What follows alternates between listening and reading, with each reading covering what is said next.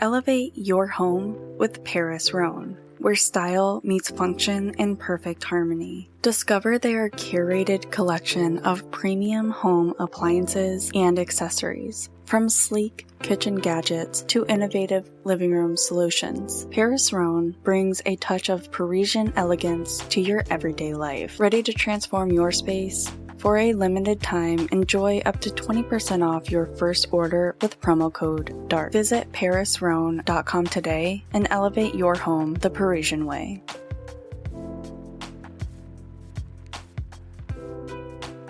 This episode contains discussion of murder, homelessness, substance use, and domestic violence. Listener discretion is advised.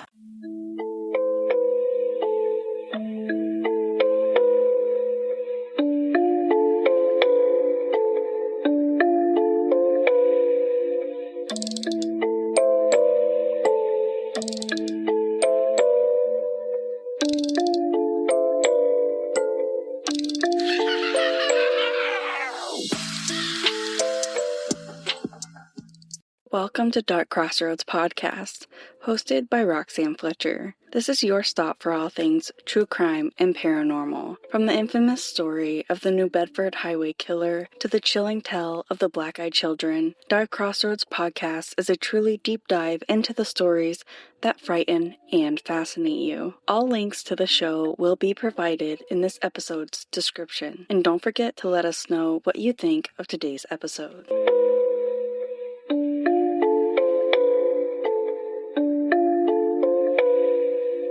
Hey everybody, and welcome back. I have been sitting with this story for months, turning it over in my head, reading one more article, following one more thread, and I think the reason it stuck with me so hard is that it's not just one story.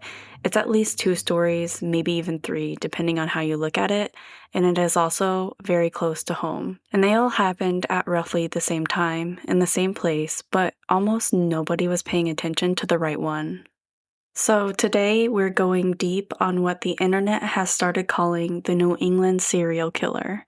The panic, the theories, the Facebook groups with 70,000 members in them, the cadaver dogs, the anonymous confessions, all of it. We're going to talk about what the experts were saying and why so few people were listening. We're going to talk about what fear does to us, individually and collectively, and how social media has completely changed the way true crime stories are spread. And then we're going to talk about Kevin Leno, a real, confirmed serial killer who was operating in Massachusetts, quietly murdering some of the most invisible people in our society, while the entire internet was looking somewhere else entirely. This episode is going to go to some heavy places. There is violence, there's loss, there's grief. So if you're ready, let's get into it. Okay, so let's set the scene. It's early 2025. It's New England, which means it's cold. It's gray, the trees are bare, and everyone is just barely hanging on until spring. Life feels a little bleak in February and March up here, and I say that as somebody who lives here. And into that already kind of grim atmosphere, something starts happening. Bodies are starting to turn up. Now, I want to be really careful here because I think it's important to talk about these cases with the specificity and care that they deserve, because every single one of these is a real person. So let me walk you through the timeline piece by piece. March 6, 2025. A hunter is out in the woods near Plymouth, Massachusetts, and stumbles on a human skull. Just a skull along Route 3. No identification immediately, no context, just a skull in the woods. On that same day, March 6, in Norwalk, Connecticut, the body of a 35-year-old woman named Paige Fannin is discovered in the Norwalk River near Main Avenue. She had been reported missing by her family prior to her body being found. Paige was 35 years old. She was somebody's daughter. She was loved and she was missed, and the circumstances of her death were not immediately clear. 2 bodies, 1 day, 2 different states. Now, I want to be honest with you. At this point in the timeline, nobody's connecting anything. Bodies are found in New England every year. Tragic, yes, but not automatically sinister. 2 cases in 2 different states are just 2 cases, right? Except it doesn't stop there. March 19th, 2025. In Groton, Connecticut, a small coastal town, really lovely area. The kind of place where you'd go antiquing or take a weekend trip.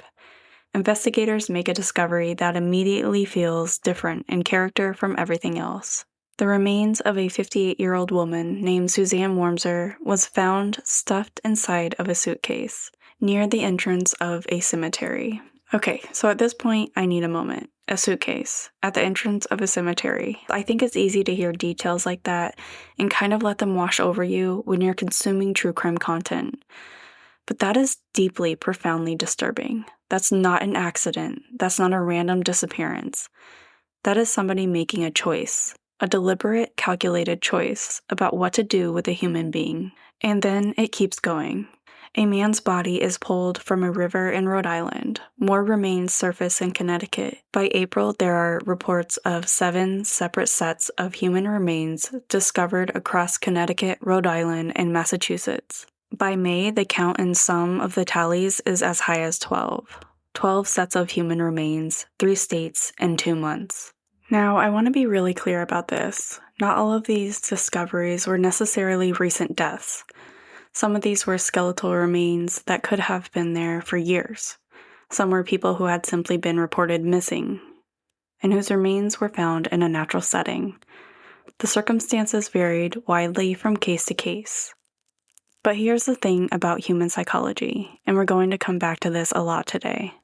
Context collapses. When you see 12 headlines in 2 months, all from the same geographic region, all with the words body found in them, your brain does not naturally stop to ask whether these cases share a forensic signature. Your brain says something is hunting people. And honestly, I don't think that's irrational. I think that's your threat detection system doing its job.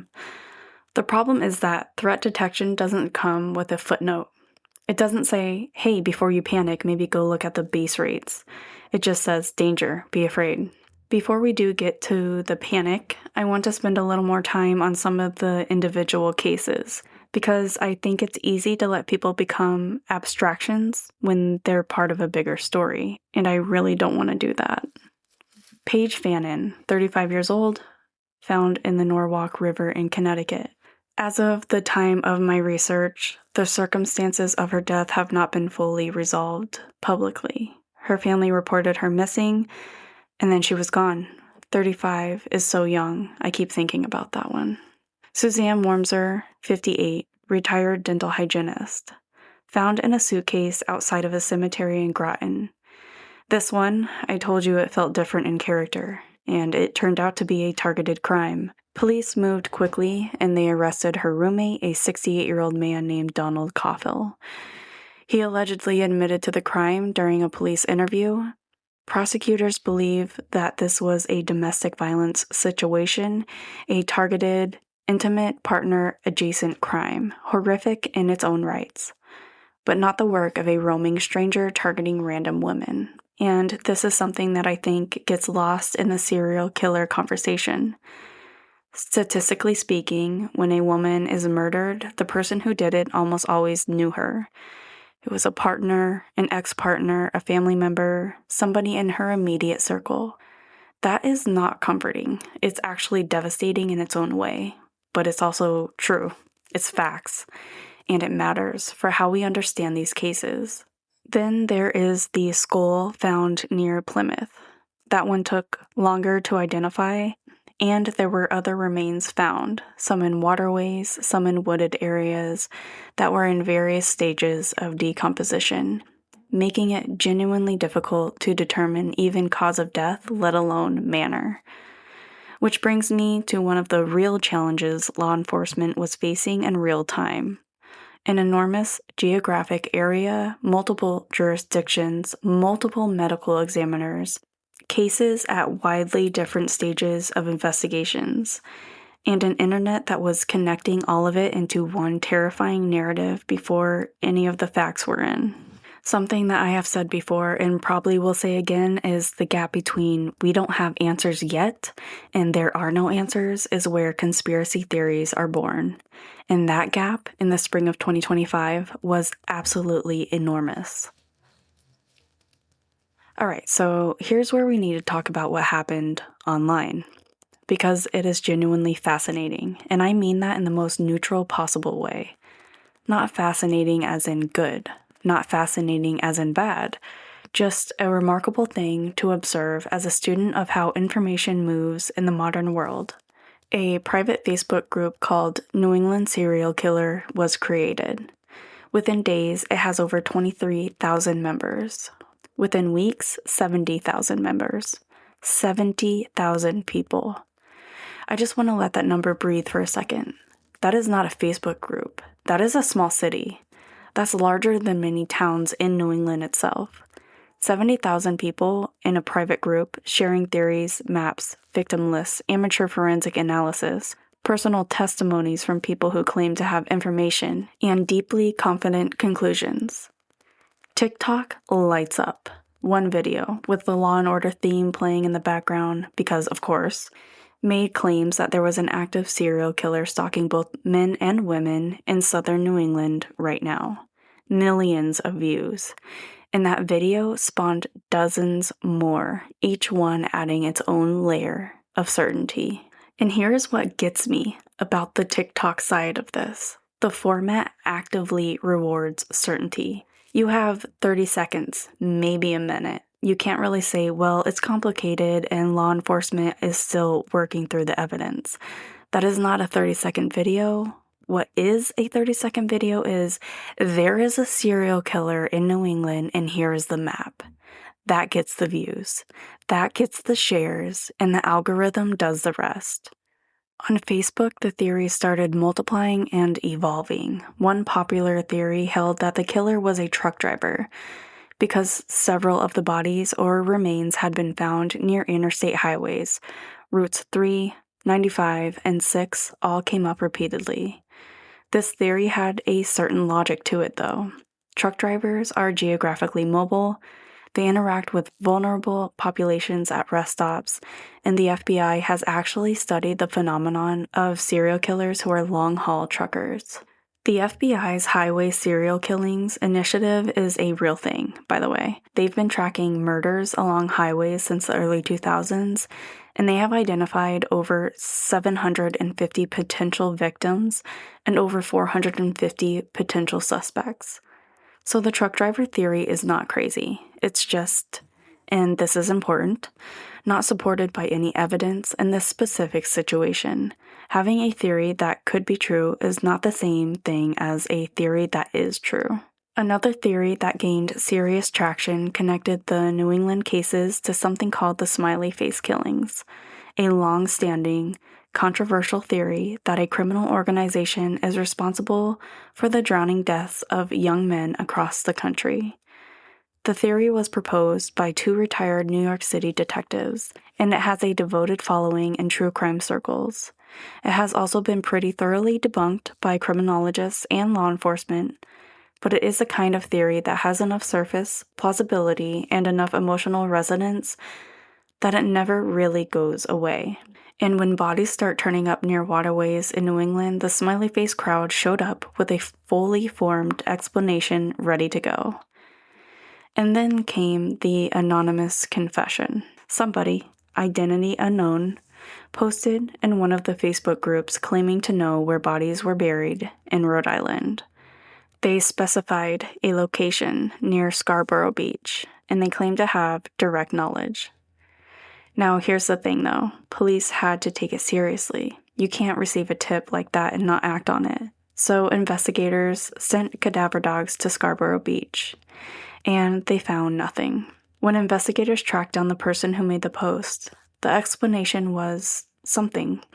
The person stated that they were writing a novel, that they'd been creating a fictional scenario and got carried away, that it wasn't meant to be taken as a real tip. I have so many questions about this person. Like maybe at what point while you are writing a fictional serial killer confession and posting it in a Facebook group called the New England Serial Killer with 70,000 members, do you think this is fine? This is normal creative writing behavior. I'm not even mad about it. I'm just genuinely baffled. Though I will say the fact that police still went out there, still sent the dogs, still took it seriously, that's actually the system working. That's how you're supposed to handle tips. You can't afford to assume that they are actually fiction. But the cadaver dog story got picked up by local news following national news, which fed the frenzy even more, which brought more people into the Facebook groups, which generated more theories, which generated more tips. It became self-sustaining. So while social media was absolutely spinning, the experts were not spinning. The experts were saying pretty consistently and pretty firmly, slow down. Law enforcement across all 3 states held press conferences. Connecticut State Police stated publicly that there was no known threat to the public. Groton Police Chief David Burton said specifically about the Wormser case that it was a targeted crime. And he was right. It was solved within days. Massachusetts State Police said that they were aware of the social media speculation, but had no evidence of a connected series of crimes. Criminologists weighed in too. James Allen Fox, who is a professor at Northeastern University and has literally spent over 4 decades studying serial murders, was interviewed multiple times. His position was clear and consistent. The geography doesn't work. He explained that serial killers, even the most mobile ones, tend to operate in what criminologists call a comfort zone, a geographic area that feels familiar, where they know the terrain, where they've established their routines. Even somebody like Ted Bundy, who traveled across state lines, had recognizable patterns.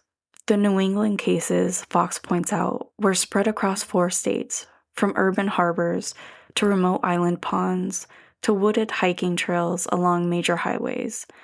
There was no geographic logic that held up. And I think this is one of those details that sounds almost boring when you say it out loud, but is actually really important. We talk about serial killers like they're almost supernatural, like they can be everywhere all at once, like they're this shapeless evil that just descends. But they're human beings. They have habits, they have comfort zones, they have preferred methods, and when you look for those things in New England cases, they just aren't there.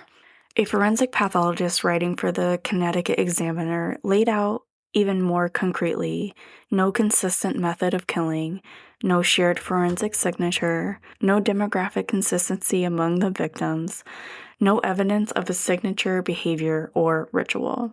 The sites weren't chosen for any apparent reason. The victims did not share a profile. That last point is really important. Serial killers are almost always consistent in who they target. They have a type. The victims in the New England cases were male and female, ranging in age from their 20s to their 60s, found in urban and rural settings, in water and on land. There was no thread. But then there's something really interesting that Dr. Lori Kramer, a psychology professor at Northeastern, talked about when she interviewed about the phenomenon. She said that when people have a strong belief and encounter pushback, their belief often gets stronger, not weaker. It's a psychological phenomenon called the backfire effect. Though newer research has complicated that somewhat, the point is, official denials don't necessarily work the way you'd expect them to. The Golden State serial killer was real. The BTK killer was real.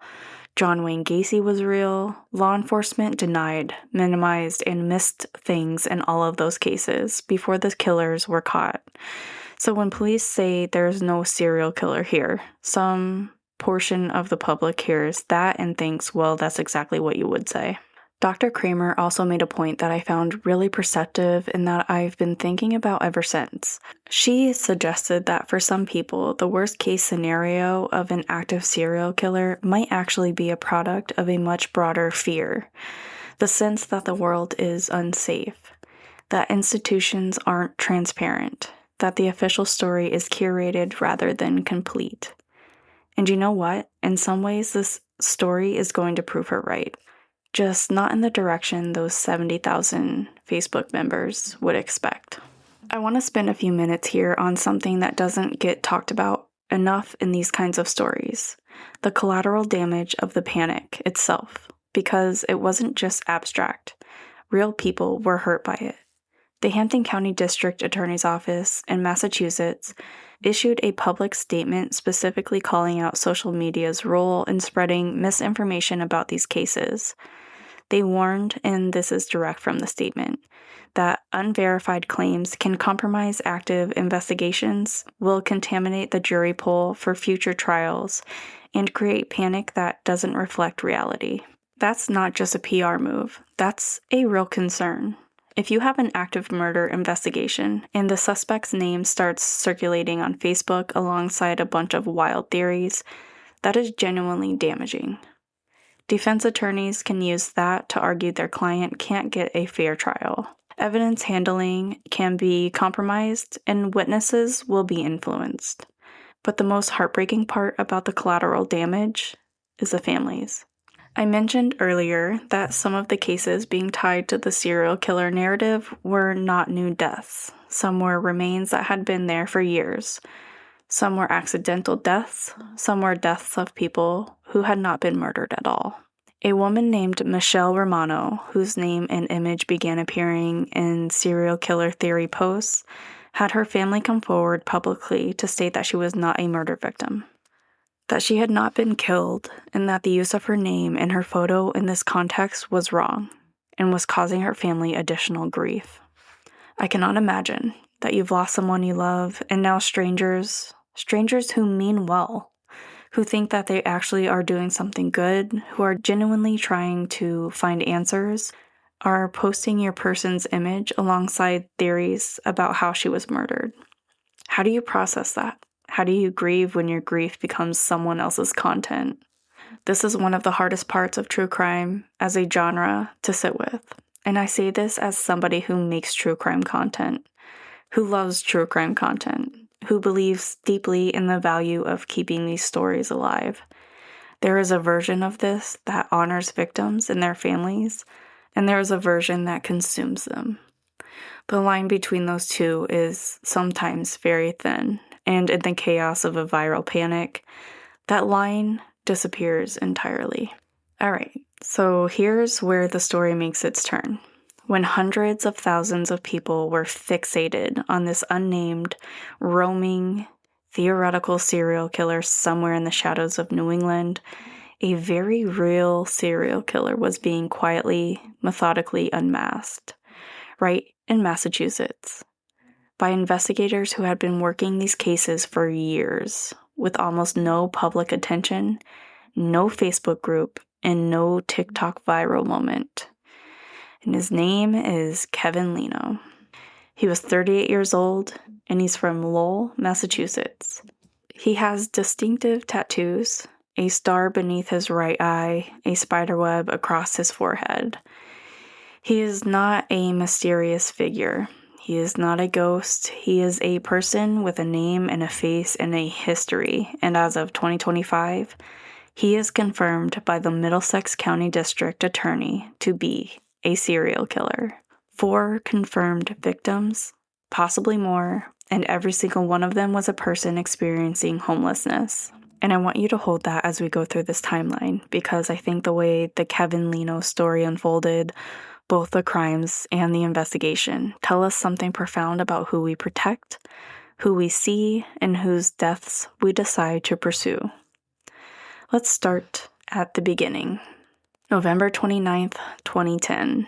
It's late November in Lowell, Massachusetts. Cold. The kind of cold that settles into your bones when you don't have walls around you. Kevin is 23 years old, and he's living in a homeless encampment under the Rogers Street Bridge. It is not comfortable, and it is not safe, and it's the reality of life for a lot of people in cities across America who fall through every crack of the system. Also living in that encampment is a man named Gary Melanson. Gary is 54 years old. He's smaller than Kevin Leno. He's older, And on this particular night, he does something that Kevin Leno has apparently told him not to do. He lights a fire. He does this to keep warm in November in Massachusetts, under a bridge. Kevin had warned Mellison against lighting fires. He did not want to attract attention from police or fire personnel to the encampment. And when Gary Mellison lights one anyway, something in Kevin snaps. According to prosecutors, Kevin picks up a metal baseball bat and rushes Mellison. He beats him repeatedly, violently, with the kind of force that leaves no ambiguity about intent. And then, according to the charges against him, he desecrates the body. An anonymous caller contacts police, and investigators find Gary Mellison's body atop a collapsed tent. The scene is examined, the medical examiner looks at the evidence, and the manner of death is ruled undetermined. Undetermined. I want to stay with that word for a minute because I think it deserves our full attention. A 54-year-old man was beaten to death with a baseball bat in a homeless encampment, and the official finding was undetermined. Now, I'm not going to sit here and say that the medical examiner was negligent. I don't know what evidence was available to them. I don't know what condition the scene was in. I don't know what information they had. But I do know this. Gary Mellison did not get a murder investigation. He was 54 years old. He was living outside in November. And when he died, the system looked at what it found and said, we can't say what happened here. And it moved on. Gary Mellison does not become a headline. His death does not generate a Facebook group. Nobody makes a TikTok about him. And Kevin Leno walks away.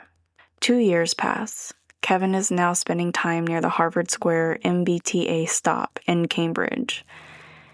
He's part of a loosely connected community of unhoused individuals who gather in that area.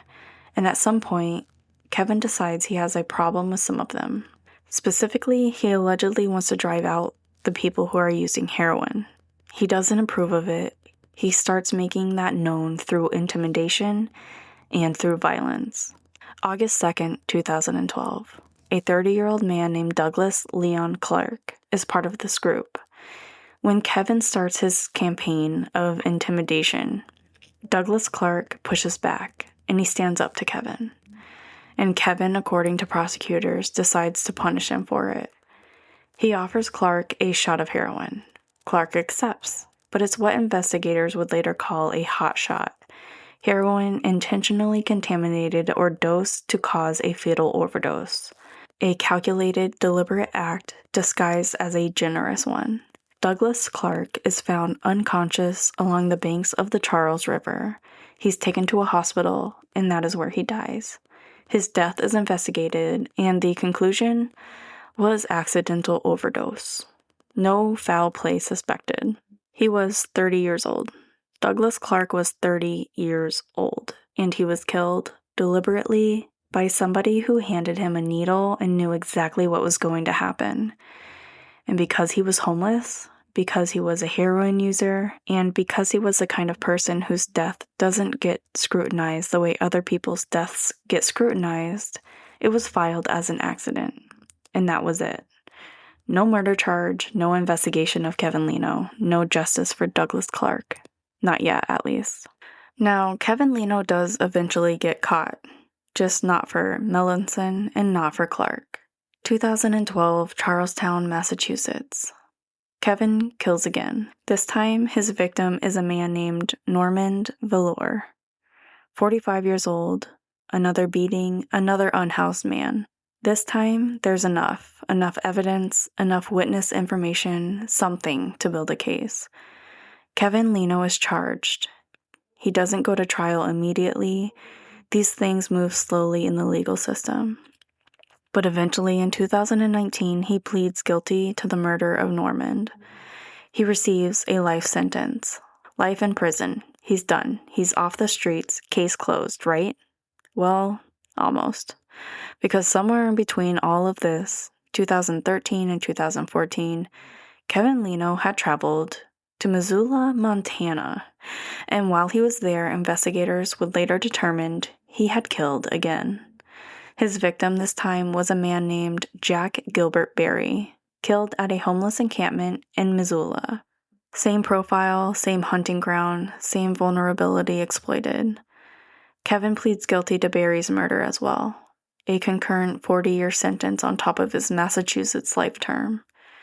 So by 2019, Kevin Leno is in prison for life, plus 40 years. But here's the thing about investigators who are good at their job, and who take seriously the idea that every victim deserves a real answer.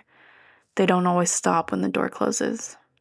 The work of going back through cold cases, especially cases involving unhoused victims, cases that were initially ruled accidental or undetermined, cases that fell through the cracks, that work is unglamorous. Nobody's making a documentary about it.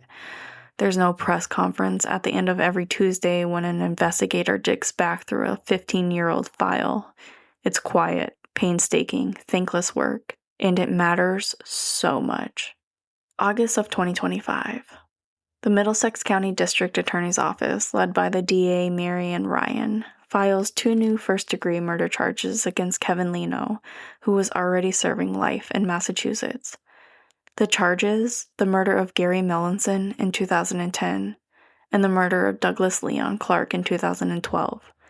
More than a decade after their deaths, more than a decade after those deaths were ruled undetermined and accidental, Kevin Leno is arraigned. He pleads not guilty to both counts. DA Marion Ryan stands in front of the cameras and says plainly, without hedging, without qualifications, Mr. Leno is a serial killer. 4 victims, 2 states, 15 years. And when reporters ask her whether there might be more, whether the investigation was fully closed, whether the 4 known victims were definitively the full picture, her answer was not reassuring, but it was honest. She said, "We continue to investigate that. We never give up on those cases, and we don't forget about them." Which means, and sit with this, the full picture of Kevin Leno's crimes may still be coming into focus. There may be more victims. There may be more families who have been waiting, without even knowing exactly what they're waiting for answers that haven't arrived yet. And with these updates, I will get back to you on that.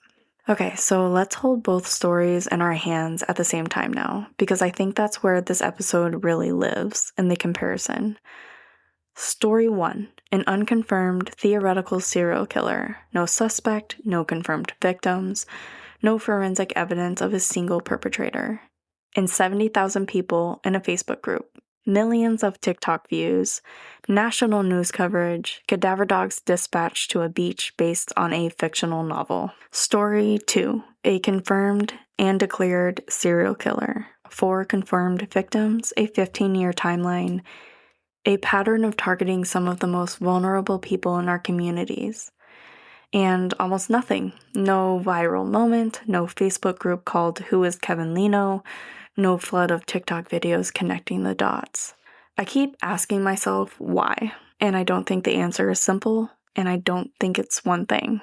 But I do think that James Allen Fox put his finger on something essential when he said, and I am paraphrasing here, that the homeless are vulnerable, they are defenseless, and when they die or disappear, we just don't have the same response.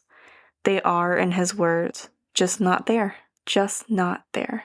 That phrase has been living in my head. Think about the cases that generate the viral panic, the ones that get the Facebook groups and the TikToks and the national news cycles. There's almost always a profile. Young woman, often white, often from middle-class backgrounds, often conventionally attractive. College students, hikers, people whose photographs look a certain way, whose lives read a certain way, whose loss is framed as a violation of a kind of safety that people feel entitled to. And then think about Gary Melanson, 54 years old, sleeping under a bridge in November, or Douglas Clark, 30 years old, accepting a needle from somebody he thought he knew, or Normand, or Jack, killed at a campfire in Montana. These men had people who loved them. They had stories, histories, futures that were taken from them. Their deaths were just as real, just as violent, just as devastating as any death covered in a major true crime case. But they were invisible in ways that made them vulnerable to Kevin Leno. And they were invisible in ways that meant their cases didn't generate outrage, didn't generate resources, didn't generate the relentless public pressure that sometimes, just sometimes, moves investigations forward a little faster. I think about the families of Gary Mellinson and Douglas Clark specifically, because these are people who lost someone they loved. Maybe in circumstances that were complicated, maybe in ways that were already painful, and then we're told we don't know what happened. Accidental overdose, undetermined, and they've been living with that for 15 years. 15 years of not knowing, or maybe suspecting and not being able to prove it, or maybe having made a kind of uneasy peace with the explanation that they were given, only to have it ripped away and replaced with the truth. That's a specific kind of grief, and it's one I don't think we talk about nearly enough. I want to talk about us for a minute. You, me, everybody who listens to podcasts like this one. True crime has never been more popular. There are more podcasts and more documentaries and more books and subreddits, Facebook groups devoted to this genre than at any point in history. And I genuinely believe, I truly believe this, that most people who engage with true crime content do so from a place of real care, real curiosity, a genuine desire to understand, to remember, and to maybe even help. The people in that 70,000 person Facebook group were not bad people. They were scared people. People who wanted to feel like they were doing something in the face of something scary. There's real communities in these groups, real support, real information, sharing, real connection. I'm definitely not going to dismiss that. But I think this story asks us a hard question. What gets our attention and why? Because here's the uncomfortable truth. If Kevin Leno had been targeting suburban women instead of homeless men, we would have heard about it. There would have been a Netflix documentary, there would have been a podcast, probably several. The FBI would have been involved from the very beginning.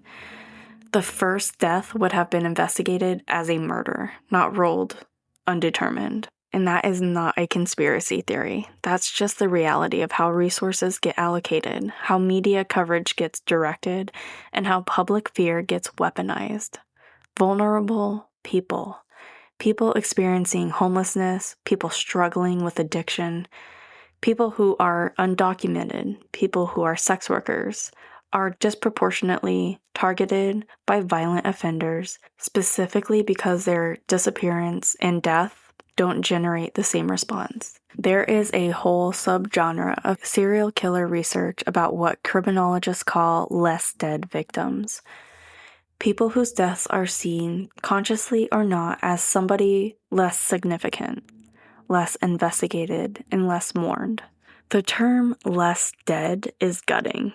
It was coined by researcher Stephen Egger, and the fact that it describes a real phenomenon is one of the more disturbing things I've encountered in all of my years of doing this. Nobody is less dead. Nobody's death matters less. But the system doesn't always behave that way. And the media doesn't always behave that way. And if we're really being honest, the true crime audience doesn't always behave that way either, including me, including probably you. I'm not saying that to make anybody feel bad. I'm saying it because I think the first step towards something better is being honest about where we are. So let me give you the current picture as of when I'm recording this episode. Kevin Leno is incarcerated in Massachusetts, serving life plus 40 years for the murders of Normand and Jack Barry. He has been arraigned on first-degree murder charges for the deaths of Gary and Douglas and has pleaded not guilty. Those cases will move through the court system, and DA Marion Ryan's office has stated clearly that they are continuing to investigate whether there are additional victims. The New England serial killer online phenomenon has largely faded from national conversation, though the Facebook groups still exist. Some of the underlying cases remain open. Some of the deaths that fed the online narrative have been resolved. The Wormser case was solved quickly with the arrest of her roommate. Others remain under investigation as individual cases. No evidence of a single connected serial killer operating across New England has been presented by any law enforcement agency. That does not mean every death has been explained. Some of them have not been. It means there's no forensic or investigative basis for the specific theory that went viral. And that last part is really important, I think, because we don't have all the answers, and a serial killer is responsible for all of this are not the same thing. Uncertainty is uncomfortable, I get that, but filling uncertainty with a compelling narrative that isn't supported by evidence doesn't make us any safer. It just makes us feel like we're doing something. We're coming up on the end of this one, and I want to use the last few minutes to say some things that I really mean. Gary, Douglas, Normand, and Jack. I want to say their names one more time because one of the things true crime can do, when it's done with care, is be a record. A record that says this person was here. This person mattered. This person's death was real and important and deserving of attention. These men deserve to be remembered. They deserve the investigations that took too long to materialize. They deserve the justice that is now finally slowly making its way toward them. I want to say something about the power and danger of the story we tell ourselves about crime also. The narrative of the roaming stranger, the shadowy figure lurking in the dark, hunting at random, is terrifying. It's also very rare. Most violent crime is personal. Most murder victims knew their killer. Most danger lives closer to home than we want to believe. But the roaming stranger is a story that goes viral because it's universal, because it could happen to anybody, because it doesn't ask us to look too closely at the systems and structures and failures that create the conditions for violence. A serial killer targeting homeless men doesn't go viral because, and I say this as carefully as I can, it asks us to confront something uncomfortable. It asks us to think about who we see, who we don't, who we protect, and who we leave exposed. And that's a harder conversation than there's a monster in the woods. The monster in the woods is scary, but it doesn't make us responsible for anything. And third, and this is really the thing I most want to leave you with, pay attention to people who are easy to ignore. Check on the person outside of your regular coffee shop. Advocate for resources for unhoused people in your community. Notice when somebody disappears from a space that they used to occupy. Ask questions. Make noise. Because Kevin Leno killed 4 people at minimum, partly because the people around his victims didn't have the same safety nets, the same visibility, the same institutional protection that might have made somebody else notice sooner. Every life is a whole life, and every death leaves a hole in the world. Thank you for spending this time with me today. If this episode resonated with you, please share it, not just for the podcast's sake. Though, hey, I won't pretend that doesn't matter, but because these names deserve to be said out loud. Take care of yourselves and take care of each other, and I'll see you next time. Sources for this episode include Newsweek, Boston Herald, CT Examiner, Boston 25 News, Middlesex County District Attorney's Office, and the Northeastern University News.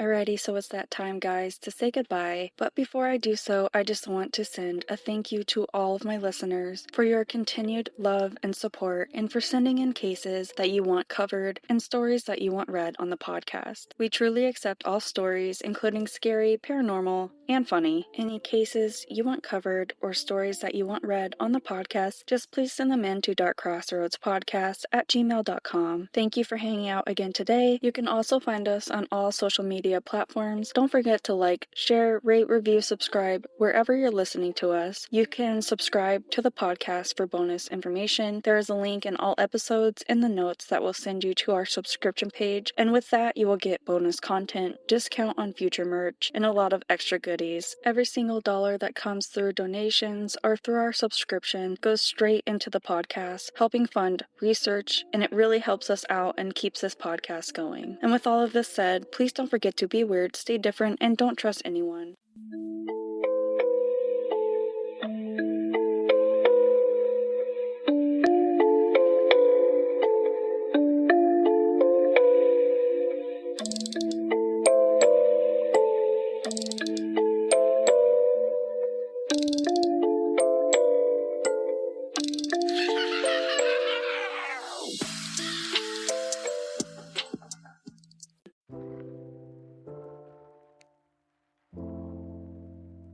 Are you tired of juggling multiple AI platforms? We'll say hello to Babbly, your gateway to the world's premium AI models all in one place. At Babbly, they have revolutionized AI access. Imagine having ChatGPT, Google Gemini, and Claude at your fingertips, seamlessly integrated into one user-friendly platform. That is the power of Babbly. Whether you are a developer, researcher, or just an AI enthusiast, Babbly offers streamlined access to top-tier AI models, a unified, hassle-free experience, and cutting-edge technology with unparalleled simplicity. No more switching between apps or juggling subscriptions. With Babbly, you get the best of AI all in one place. Are you ready to simplify your AI journey? For our listeners today, we have a very exclusive offer. Using promo code DARK10, all lowercase, when you sign up for Babbly, you will get 10% off your first month with Babbly. Don't let complexity hold you back. Join the AI revolution